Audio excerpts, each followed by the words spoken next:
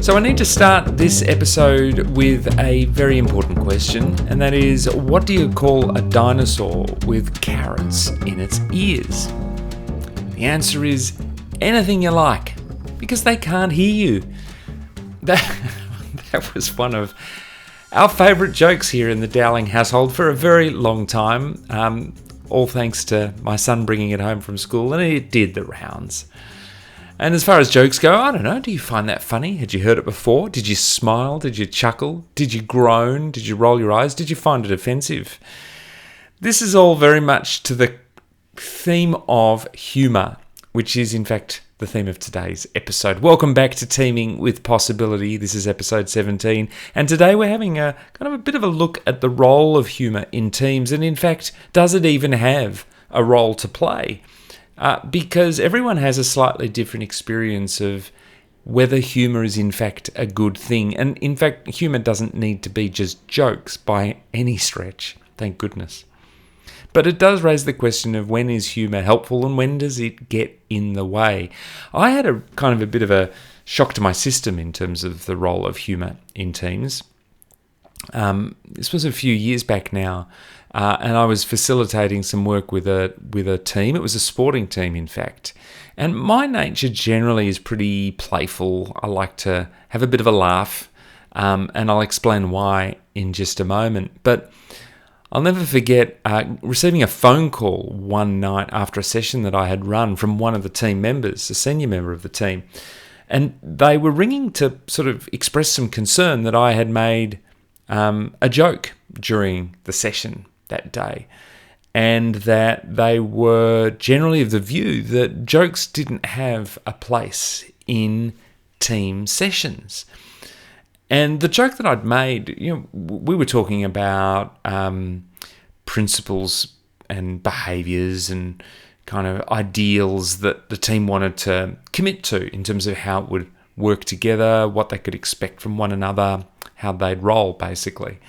And someone had raised the question of how they can best remind themselves of these principles so that they don't forget them.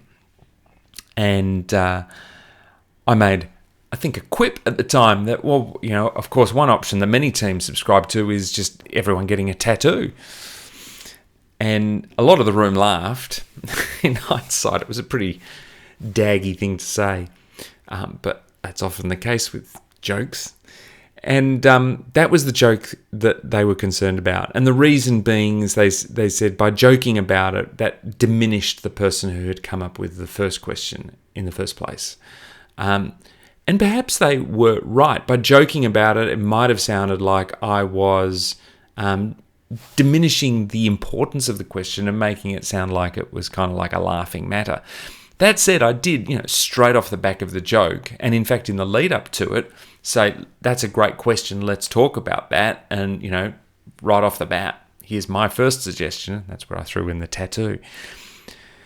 But on reflection, and I think it did take a little while, on reflection, I probably did become a bit gun-shy for a while around the use of humour in team sessions. And I wondered, well, if one person's had the courage to call me up and express concern about this and reservation, and in fact even ask me to apologise, is this perhaps a concern or reservation held by many more teams? And do we just value the role of humour differently? Because it's interesting, right? There is a lot of research, and you don't have to scratch very far on this. There's research that shows there are a whole heap of benefits wrapped around humour in a workplace setting. There's benefits around camaraderie and team connection. So when it works, humour, of course, can create a sense of belonging, a sense of collegiality, a sense of being together. Humour can also spur creativity and innovative thinking. There's a few different studies that point to this. The idea that by playing with ideas, we can see things differently. And that in turn can also help fuel resilience. So if we can see the lighter sides of things rather than seeing always the hardship or the difficulty in things, then by reframing things in that way, that can help a team's sense of morale, its ability to kind of grapple with hardship and challenge, and essentially to bounce back in the face of difficult circumstances, which is the very kind of definition of resilience. There's also research around its impact on productivity, that humour is, and having a sense of humour is also a key trait associated with leadership effectiveness in the eyes of people across different workplaces. The list goes on. So we could, from a theory point, say there are plenty of benefits associated with humour, but does it always play out that way? And maybe just as you're listening to this, you might think to yourself, well, what's my own kind of relationship with humour? What does it even mean in the context of a workplace? And is it something that just organically evolves? Is it just a function of the different people we have in the team and how much sense of humour they bring to the table? Or is it something we actually build as a skill or we're conscious of? And I actually wonder whether for some teams, thinking of humour in a very deliberate way is important. Certainly for leaders of teams, to be conscious of what kind of humour do we allow here. Because here's the thing. Once humour creeps in, once people do start having a laugh about stuff and, rolling lightly with things, it can sometimes be very hard to pull it up and to talk about difficult issues, because we don't want to interrupt the vibe. We don't want to pop the bubble. We don't want to come down all heavy on what seems to be a convivial, lighthearted, fun relationship or situation, which is all the more credit to this team member who called me to express concern about my joke, because that was against the tide. Like, there were a lot of people laughing in the room at the time when I did make that joke, and so it was a bit of a party pooper moment to ring up and complain about it, but that doesn't mean they shouldn't have. It just takes a lot of courage to go against the tide in that way. So are you aware of the role humour is playing or isn't playing, and are you keeping a bit of a finger on the pulse of that? From a personal point of view, I definitely think that humour comes down to our ability to do a couple of things. One is to be playful, and I value playfulness in the context of teamwork. The ability for a team to have fun with one another, I think, indicates a sense of belonging with each other. So if we can have fun with each other, it suggests that we enjoy each other's company, and that we are all welcome here. That's so long as it's done right, and I'll say a bit about that in just a second. So humour, when done well, kind of translates as that playfulness. It's the smiles. Like, I think of, cub lions wrestling on the ground. I don't know why cub lions. What was wrong with puppies or kittens? But anyway, cub lions wrestling on the ground and playing with each other. Out of a scene from The Lion King, even, laughing and just having a good time. That creates this kind of comfort. Everyone is off guard. It says we don't have to be alert because things are safe here. So that's the first thing I'd say. The other thing about humour is that thing of a team's ability to see the lighter side of situations. Like, there's that old expression of, like, we're not performing brain surgery here, or it's not rocket science. We're not saving lives is an expression sometimes teams will use as a way of kind of dispelling the intensity of a conversation, when in fact, objectively speaking, the stakes aren't that high. It's just a game that we're playing.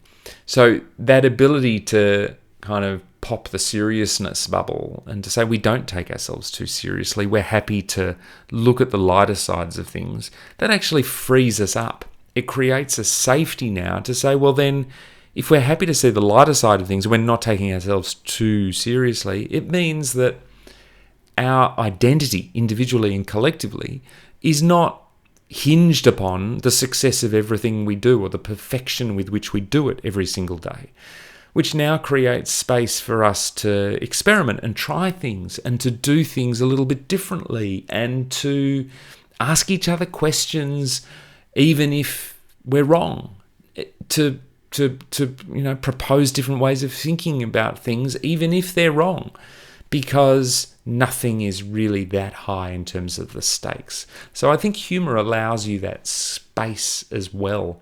It's why when I work with teams and when I facilitate or coach teams, I do quite a lot to sort of be playful in the environment, to create an environment which says, look, let's just dance lightly with everything in all these conversations. That's not to say we don't pause to really listen deeply and to honour important conversations as they emerge. But as we go, I, as the facilitator, am not trying to bring this kind of overbearing earnestness and seriousness to every moment of the session, which I think can happen when you often bring in an external facilitator, is things just get artificially earnest, when in fact this should be a space where we can have some fun and enjoy ourselves and connect as humans as well.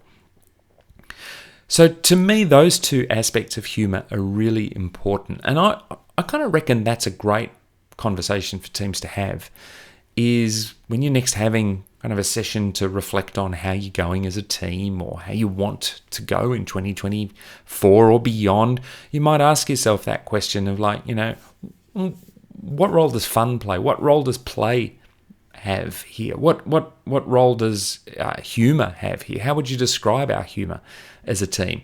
And get a bit deliberate and conscious about it. What a great thing to kind of play with. Because with that deliberateness, I think what it also does is now forces everyone, yourself included, myself included, to go, oh, hang on.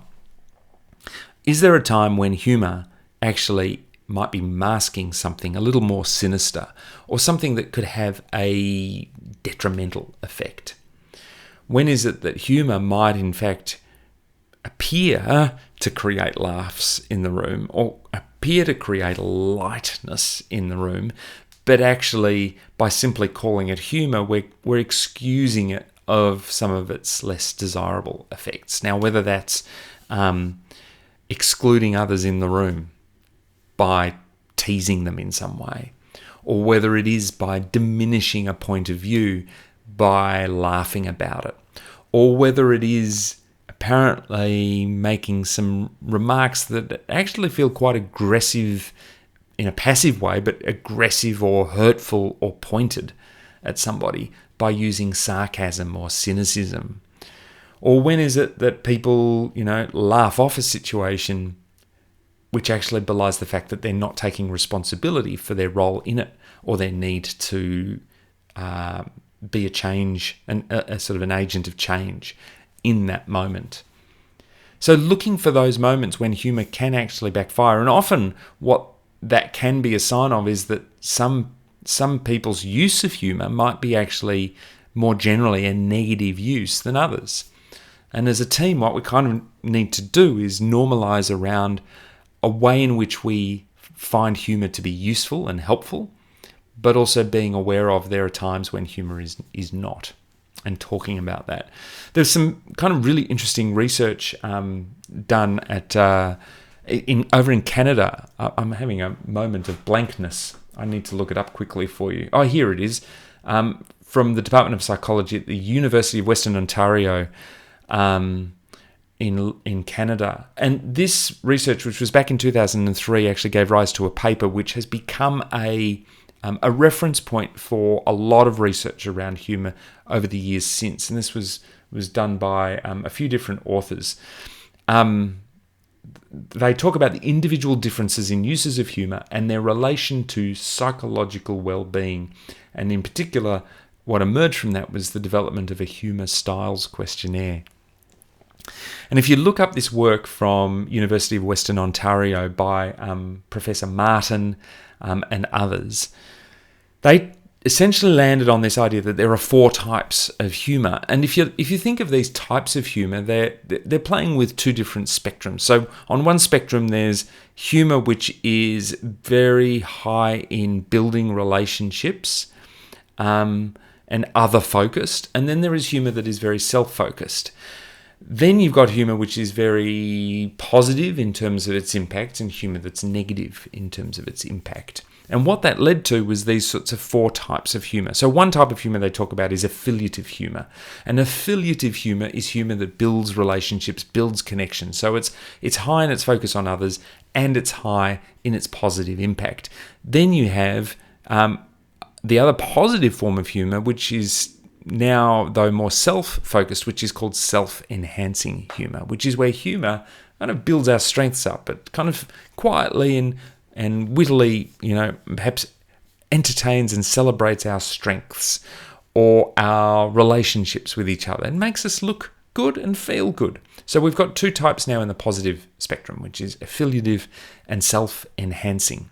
And I love this idea that humour can be used in a playful way to build us up, as opposed to humour being a way that's meant to kind of make us laugh, even at the discomfort of a situation, but by knocking us or someone down in the room. And that now leads into the two negative types, which is aggressive humour, which is focused on others, but is negative in its impact. And the other is self-defeating humour, which is self-focused and negative in its impact.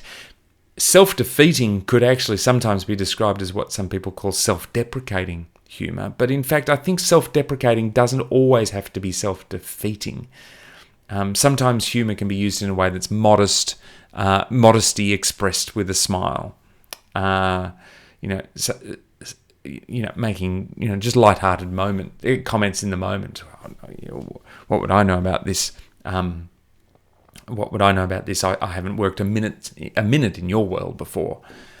Could be a more humourful way of saying, look, I'm absolutely not qualified to deal with this situation at all. That's self-deprecation, making mistakes and then laughing about your own mistakes in front of a group. Like, I'm trying to type up a document in front of everyone live on a screen, and I keep having a joke about the fact that my fat fingers. That could be perceived of and heard as either self-defeating, or it could be self-enhancing. In other words, does it effectively say, you've all caught me out in my stupidity and my weakness? Or does it effectively say, isn't it great that we can make mistakes like this in a room such as this and have some fun about it? And because we're all humans. Which of those two things does your use of humour effectively say in a team? So I think being able to identify and name those different types of humour could be a useful bit of language for some teams, but definitely for leaders, because what it then allows you to do is then kind of track the use of humour in a room and make an assessment of, are there times at which I or other individuals in the team actually may appear to be creating positive energy in the room because some people are laughing, but not everyone is. And being really attuned to the possibility that what's happening in those moments is that humour is either self-defeating and therefore creating a bit of a black hole in terms of energy, or that it's aggressive, it's excluding people in some way. It's somehow saying to other people that I am better than you. That's a kind of a status play, the use of humour in that way, or belittling people for their mistakes, but again with the tone of humour and laughter. Because here's the problem, right? Humour, when used poorly, becomes an excuse for bad behaviour, and we never want humour to play that way. So one of the things I find really useful to do with teams is to play some games together, or to do some activities together that are inherently playful, as a way of trying to gauge the way the team uses humour in those moments. It's a great laboratory, humour laboratory as it were. So part of my background being from the world of improvisation, I'll often spend some time with teams actually getting them to do improv with each other. And when I set people up in examples and situations and exercises and activities, you can see some people, they choose to laugh together. So their shared environment creates laughter, and by laughing together, they're building camaraderie, a shared experience. But you need to be really attuned for, and I'm deliberately setting this up, is attuning for people who laugh at others in the room or laugh at themselves in what is inherently a negative way, and encouraging other people to be also on guard for the fact that you could also look stupid like me. So trying to find some environments where you deliberately are looking to see how the team responds in terms of its laughter with one another, then allows you maybe to coach gently those moments. So when you see people in environments like that, laughing together, celebrating that fact, saying, isn't it awesome that we can be all out of our comfort zone here, and yet what we're doing is laughing at ourselves together. That shared experience is fabulous. And when you hear those moments of whether it's sarcasm or microaggression in the form of humour, to be able to pull those moments up really quickly and lightly as well, again, with a gentle smile on your face, and say, it's really easy in these moments of discomfort to want to point at our own mistakes or others and laugh at them. But of course, remembering there's always someone who is paying the price of those moments of laughter. So instead, how can we, in these moments, celebrate our experiences, celebrate our mistakes, celebrate our awkwardness in a way that feels positive for all? Now, that requires some courage to kind of coach a team in that way, but I do think it's a really important use of how we use humour. Anyhow, what about you? What's your kind of reflection on how does humour get best used in a team setting? How do you do anything about humour that is more than just letting it play out the chemistry of the people in the room? Can you coach it? Can you talk about it in a conscious way, or does doing that by almost definition suddenly remove its magic? That's, I guess, where I want to leave your thoughts on this. Have you got a favourite joke that you like to crack in a team environment that doesn't feel awkward and contrived? If so, let me know. Hit me up with an email, as always, at podcast@simondowling.com.au. I would love to hear your thoughts. Otherwise, let's go off and see if we can find different ways to make each other smile today. I heard this on a podcast this morning that I was listening to on my morning walk, where the guy who was talking on this podcast said, what I wake up every day doing is, what can I do to make my team smile today? And maybe that's a fabulous way to start with this question of humour. I shall see you next time. Thanks for listening. Bye.